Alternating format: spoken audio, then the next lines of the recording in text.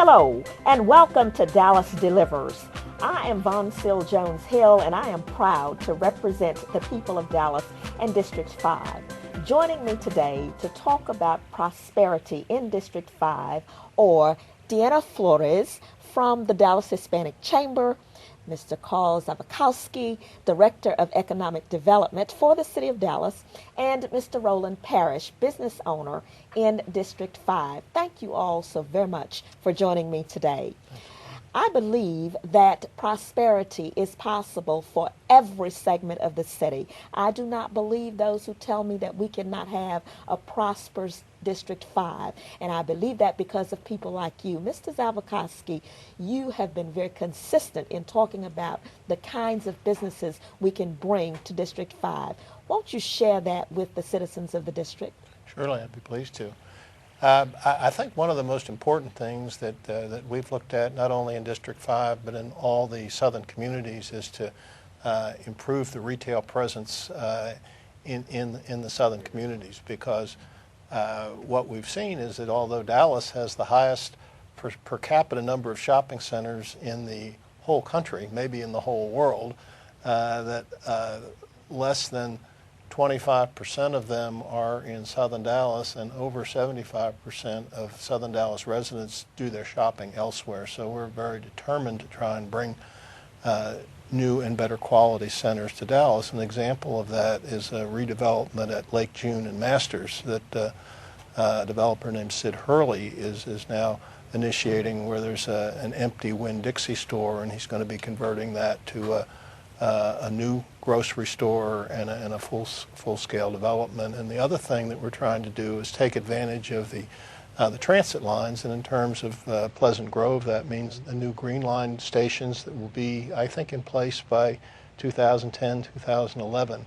So that is a tremendous opportunity. And that certainly will make a difference, particularly in Pleasant Grove, where that line will be. Ms. Flores, our demographics in Pleasant Grove is certainly changing.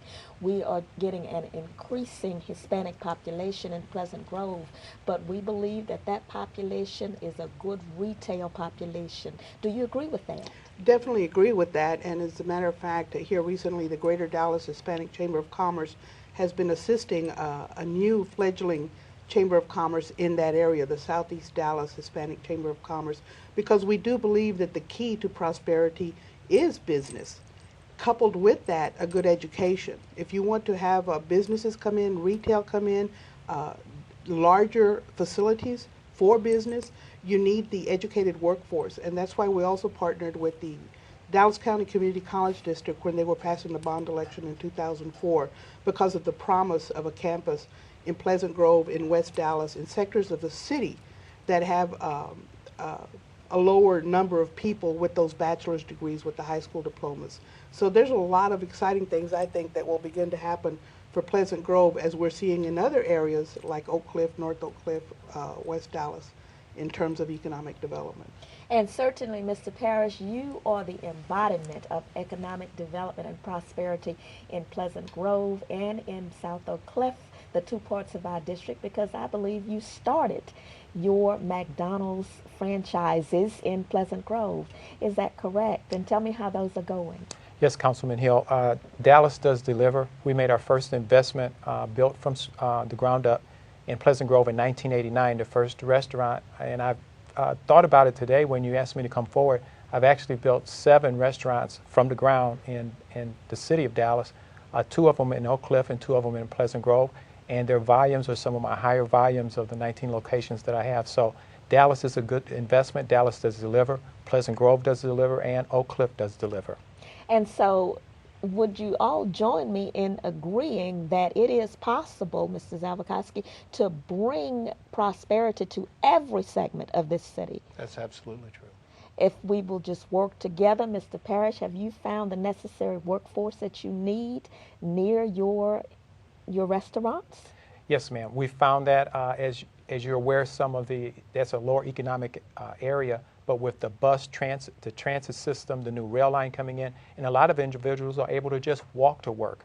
And there are folks who want to live the American dream. They can't afford an automobile, but they'll come to work, and you just see them go and grow. And the last thing, one of my biggest enjoyments is seeing individuals who now are homeowners that started with me. So Dallas does deliver. Isn't that marvelous that people who start, say, as dishwashers are now homeowners, and they take tremendous pride in that?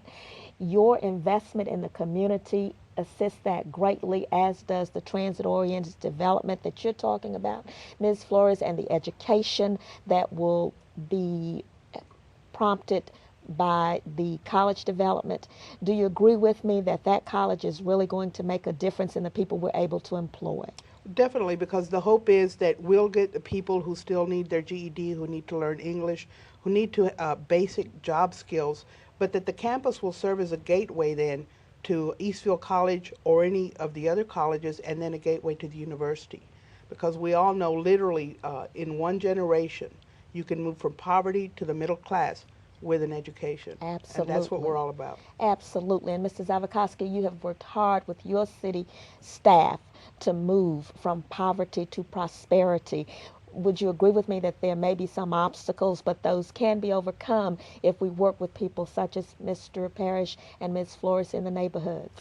I think that's very true, and I think by concentrating our resources, for example, working with good partners and focusing on areas where we have opportunity, that's very doable. A good example of that is right across from the Veterans Hospital. There are some undesirable hotels that we're going to work with the Urban League to acquire and eliminate and put together a job training center there to just complement the sorts of things that Ms. Flores is talking about.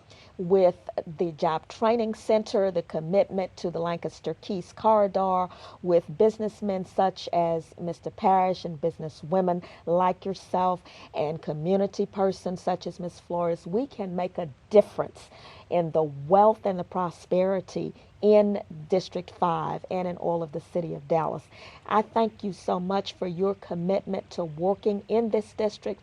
Mr. Parrish, you have been here working. You have absolutely made a difference. Mr. Zavitkovsky, you have been committed. You have worked long and hard. So many hours. I see you at City Hall, so many nights that you're there doing what you do. Ms. Flores, you and the Chamber are working hard with small business owners, the people who actually run America. So thank all of you for being here with me today and for what you do in making this a better city, but particularly bringing prosperity to District 5. Thank you so much. Still to come on Dallas Delivers District 5 Update, we will look at what is on the horizon for economic growth in District 5.